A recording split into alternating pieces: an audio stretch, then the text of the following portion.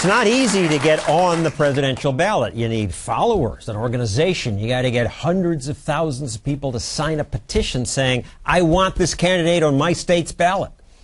One third-party candidate succeeded in nearly every state, and that's Gary Johnson, the Libertarian candidate. So,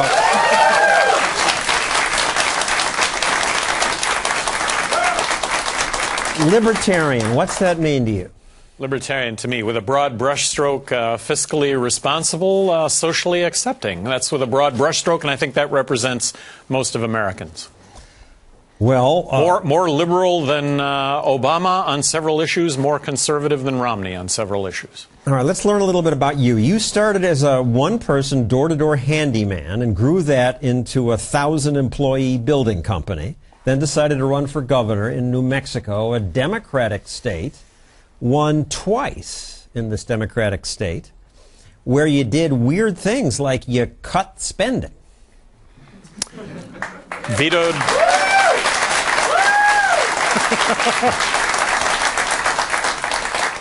I may have vetoed more bills than the other 49 governors in the country combined. 750. In a state that's 2-to-1. In a state that's 2-to-1 Democrat, I should have been ridden out on a rail, but I just think it speaks volumes to the fact that people really appreciate good stewardship of tax dollars. I think I delivered on that in a big way. So then how come you're only, according to a Zogby poll, polling at 4.3%? Well, the issue for me is just being in the polls to begin with. That would build on itself. If I were just recognized for where I was at right now nationally, you know what the overwhelming national reaction would be? Who the hell is Gary Johnson? And that would be a good thing. Just the attention that goes along with that. I welcome the light being turned on, and take a look at my resume. There is nothing in my resume to suggest that I'm not going to doggedly pursue all the things that I'm talking about. And things that you're talking about, among your proposals, you'd cut $1 trillion in spending. $1.4 trillion in spending. Balance the federal budget now. I think that unless we do that, we're going to find ourselves in a monetary collapse. So to do that, you would trim entitlement programs. People say that's cruel, that's suicidal for a politician also. Well, so we have the two parties right now debating over who's going to spend more money on Medicare. Look, we've got to slash Medicare spending. If we don't, we're going to find ourselves with no health care whatsoever. Medicaid, same thing. Military spending, same thing. Let's start off with talking about the big three. But slash, my understanding is if you merely stop the growth, and we would be in much better shape. That's not slashing.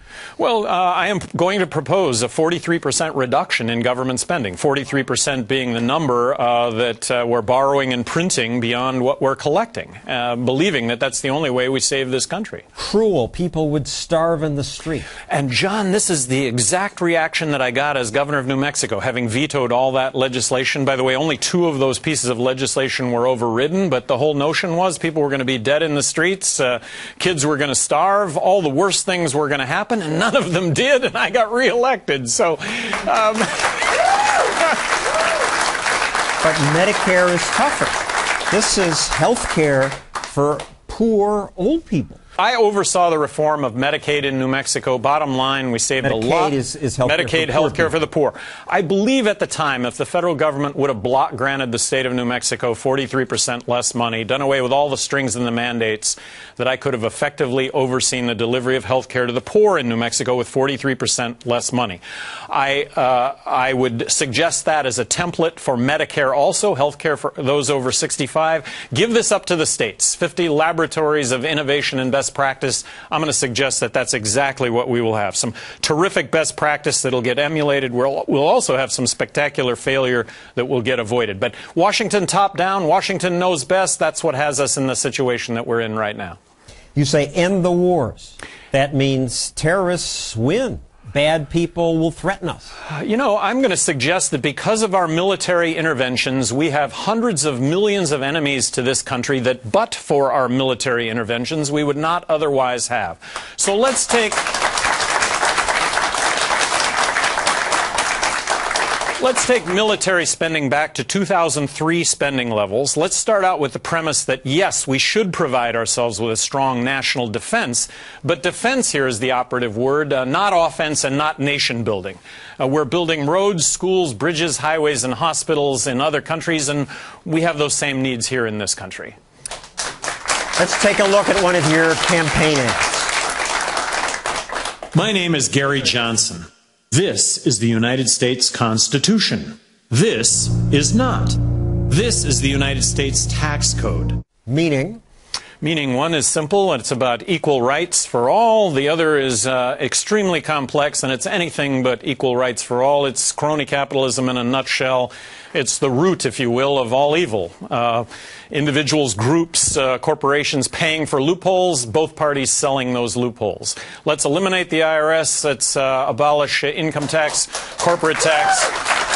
But the government, you want some government. Libertarians want some government. Where will they get the money? Well, so let's replace it with a national consumption tax. In this case, I'm embracing the fair tax. I would love those watching to check out fairtax.org. I think that it really reboots the American economy, and it certainly kicks crony capitalism in the rear end. I think adopting the fair tax would issue pink slips to half of Washington lobbyists.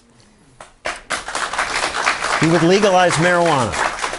Legalize marijuana, control it, regulate it, tax it. I think we're at a tipping point on this issue. Let's free up half law enforcement, half the courts, and let's let some of those 2.3 million people behind bars that are there on nonviolent, victimless crime out of jail. You would allow gay marriage. I think that marriage equality is a constitutionally guaranteed right on par with civil rights of the 60s.